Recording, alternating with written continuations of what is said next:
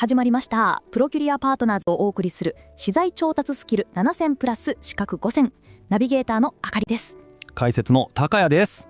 この番組は会社の利益を生む最前線、イケてる仕事、調達、購買の魅力を初心者の方にも分かりやすくお伝えしていくラジオ番組です。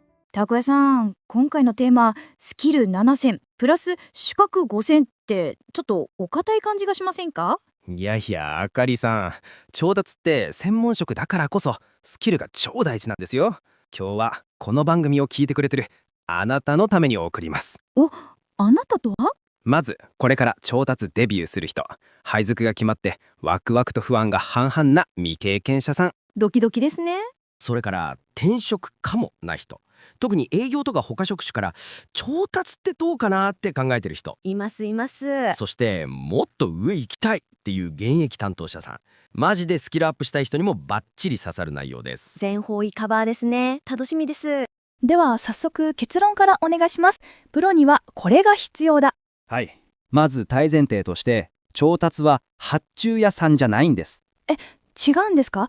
ボタンをポチポチ押して物を注文するイメージでした。それは仕事の一部ではありますけど、本質はそこじゃない。調達は会社の利益を生む最前線なんです。最前線かっこいい。そこで必要なのが大きく分けて2つです。はい。ソフトスキルとハードスキルです。ソフトとハード。ソフトスキルは交渉力とか調整力みたいな人や情報と向き合うスキル、これが全ての土台です。なるほど、土台。ハードスキルはコスト分析力や PC スキルみたいな物、金、データを扱う専門技術、これでプロとしての差がつきます。土台とその上の武器って感じですね。ではまずは土台、超重要なソフトスキル4選ですね。はい、これがなきゃ始まりません。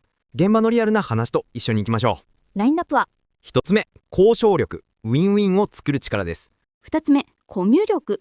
これは調整力と傾聴力、聞く力ですね。3つ目、情報収集分析力、思考を読む力。4つ目、スケジュール管理能力、マルチタスク処理と。この4つ、どれも調達ならではのポイントがあるんです。一つずつ深掘りしますよ。スキル1、交渉力、ウィンウィンを作る力。そうです。調達の交渉って値切るのが仕事だって思いがちなんですけど、それはプロじゃない。スライドにもやっちゃダメな例がありますね。とにかく 10% 下げて、無理なら他の会社に変えるよ。これただの脅しですよね。こんなことしてたら関係がギクシャクして結局は自分たちが損するパターンです。怖い。じゃあイケてる例は？イケてる例は提案型です。御社の工数削減できる設計変更を進めてます。その分 5% 下げられませんかっていう感じで。なるほど。相手にもメリットがあることをちゃんと伝えてる。そういうこと。相手もハッピー、自分もハッピー。このウィンウィンの着地点を探すのがプロの交渉力。スキル2、コミュ力、調整力、傾聴力。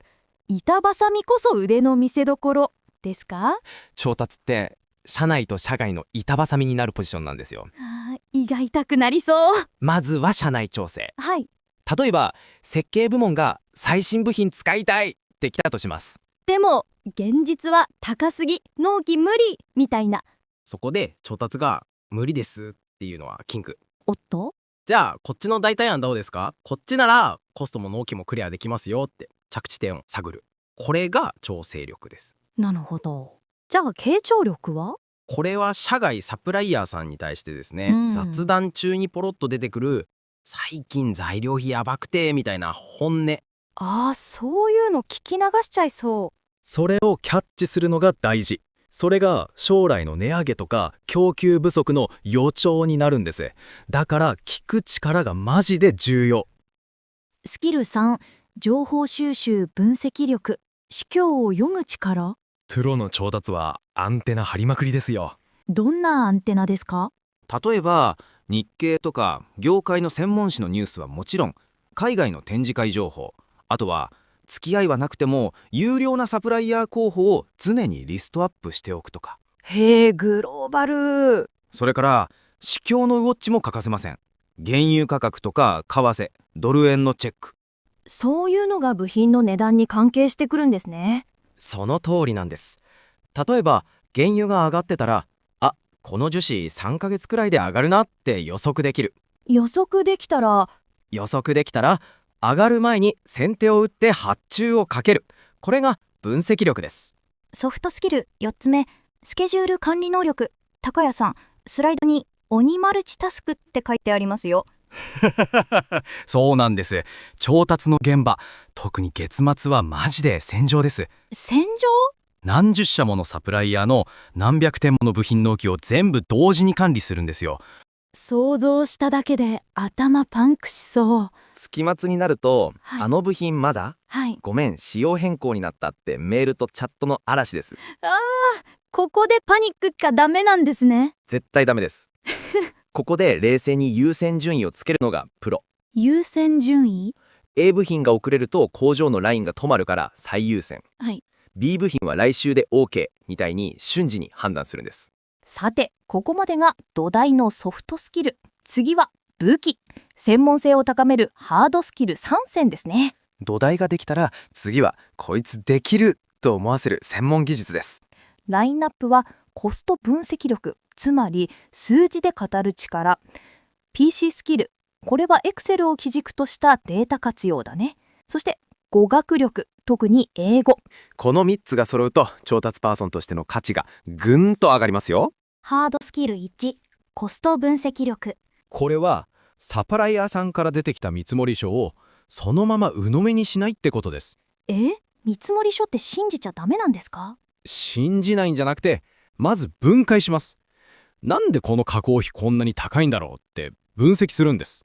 内訳をちゃんと見ると、さらにプロは自社であるべき価格を計算します。あるべき価格。材料費が丸円、加工費が丸円。だから合計丸円のはずだって自分で計算するんです。そんなことできるんですか？これができると強い。このあるべき価格こそがさっきの交渉で威力を発揮します。ハードスキル2、PC スキルって、Excel 最強伝説？断言します。2025年現状、資材調達は Excel が使えて一人前です。おー、言い切った。具体的に何を？まず必須スキルが2つ。1つは VLOOKUP。なんか聞いたことあります。複数社の見積もりを横並びで比べるときにこれができないとマジで始まらないです。なるほど。もう一つの必須スキルがピボットテーブルです。購買データを分析してどの会社から一番買ってるとか価格推移をグラフ化したり。データ分析ですね。次に中級スキルがパワークエリです。パワークエリ。社内システムや無数の Excel ファイルみたいに点在するデータを自動で収集・結合できる機能です。面倒なデータ再計を自動化して分析の準備作業を撲滅できます。おー、分析の幅が広がりそう。まさに。そして上級になると BI ツールとかで見える化や深い分析をしてもっと大きな視点の戦略を考えます。A 社と B 社に分散している購買を A 社に集約してその分値引きしてもらおうとか。Excel、奥が深いですね。ハードスキル3つ目、語学力。でも高谷さん、今って AI 翻訳がすごいじゃないですか。あれじゃダメなんですか？いい質問ですね。 AI 翻訳めちゃくちゃ便利です。英文のメールや契約書のドラフト作成は本当に得意。精度も劇的に上がってますし。ですよね。でも会議中の雑談とか会食のノリって AI にはまだ難しい。確かに空気読めないかも。それに一番大事なあと一歩お願いしますよっていう時。あと一歩？熱意を伝えたいとき？そう。相手の心を動かすのって完璧な AI の文章より拙くても自分の言葉なんです。間違ってもいいから伝えようっていう姿勢が最強の武器になります。さて、スキル7選をたっぷり聞いたんですが、次はキャリアを加速させる資格5選です。必要じゃないけど持ってると強い。知識を証明する武器になります。まずは日商簿記2級。これは全員におすすめ。コスパ最強？そうです。さっきのコスト分析にも直結しますし、会社の数字がわかるのは調達として必須です。未経験者ならまずこれですね。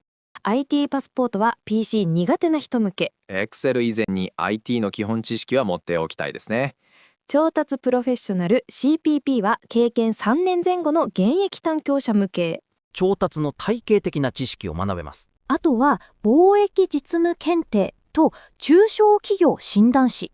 海外調達を担当してる人は貿易実務。将来マネージャーとか経営幹部を目指すなら難易度マックスですけど、中小企業診断士は最強ですね。ここからは転職を考えてる人向けの話ですね。営業経験は相当な強み説。そうなんです。営業と調達って売る側と買う側で真逆に見えるんですけど、求められるスキルはすごく似てるんです。そうなんですか？ただアピールの仕方が重要。ダメな例は顧客のニーズをヒアリングし、自社の製品を提案、売上〇〇円達成しましたって営業のまま言っちゃうこと。それだと面接官は売る側だなーってなっちゃう。これを調達の言葉に翻訳するんです。翻訳？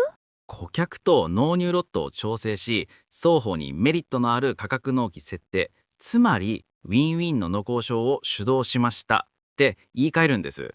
それってさっき聞いたスキル1、交渉力そのものじゃないですか。その通り。面接官からしたら、それって調達にも通じるスキルだ、最高ってなります。営業以外ももちろんウェルカムなんですよね。もちろんです。あなたの当たり前は調達のお宝スキルかもしれません。例えば生産管理製造現場の経験。生産計画の調整、納期遅延ゼロ、それうちが喉から手を出すほど欲しい納期管理スキルですってなります。さっきのスケジュール管理能力ですよね。あとは経理財務の経験。原価計算やコスト構造の可視化。それ即戦力のコスト分析スキルです。簿記2級持ってるなんてアドバンテージあるなーってなります。いやー、スキルも資格も転職も盛りだくさんでした。最後にまとめお願いします。はい。スキルは1日じゃ身につきません。でも意識は今日から変えられる。今日からできる3ステップです。